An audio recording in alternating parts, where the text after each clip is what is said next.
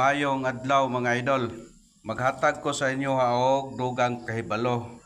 Kani niya siya usa ka gulay nga kung tawagon sa mua pako-pako. O kani siya makita ni siya sa mga lugar nga diin na ay mga dool og sapa. Ngani sa mga daplin sa mga sapa mga idol. O para sa inyo nga kahibalo, kani siya nga gulay mga idol, dako ni siyang tabang sa atong maayo nga panlawas. Labi na kung sa gulan ni siya og isda nga katong isda nga salmonite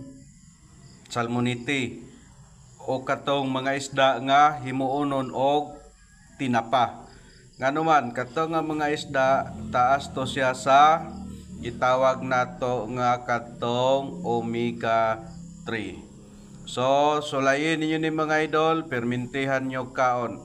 Mabatian ninyo sa iyong lawas nga mugaan ang iyohang mga pakiramdam. Daghan kayong salamat og maayong adlaw kanatong tanan.